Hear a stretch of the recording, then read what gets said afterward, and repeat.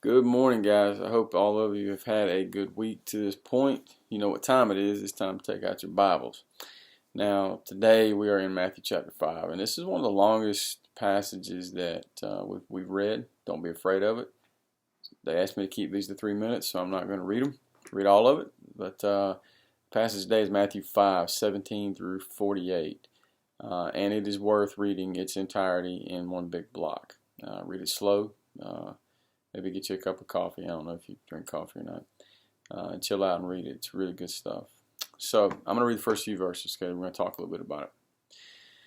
So Matthew 5 verse 17 says, "Don't misunderstand why I've come. I did not come to abolish the law of Moses or the writings of the prophets. No, I came to accomplish their purpose.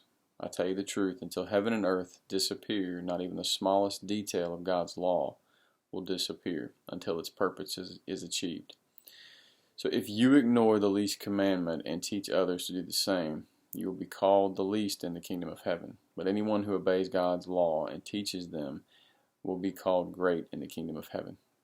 But I warn you, unless your righteousness is better than the righteousness of the teachers of religious law and Pharisees, you will never enter the kingdom of heaven." Now, a lot of times, now you need to keep reading. When we get off this video, you need to keep reading, all the way to 48. Now, when we talk about Pharisees, a lot of times we talk about them like they are bad people. They were actually in many ways, good and very moral and they were legalistic. They were rule followers. In our society today, they would be viewed as good people, probably good church people. And so this is probably throwing people off guard when Jesus said, if you want to enter heaven, you have to be more righteous than the teachers of religious law. And these guys were powerful. They were well respected in their communities, and they had a lot of authority, and a lot of governmental authority at the time. So this was really odd. And I think the key that I really want you to draw from this is it's where you look to find that righteousness. The Pharisees always sought to find their righteousness within themselves. They did their best to keep the law in their minds as well as they could. They did their sacrifices. They did their offering. They did all this stuff that you're supposed to do.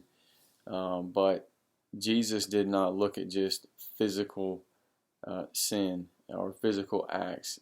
He looked at the heart, and he knows the heart. And if you'll keep reading Matthew chapter 5, you'll see all these things, all these sins that he talks about.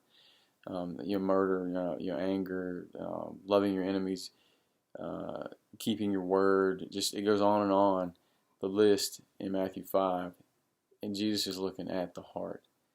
True righteousness cannot be obtained through physical deeds. None of us can measure up to the law. Not even the Pharisees could measure up to it. And you and I definitely can't measure up to it.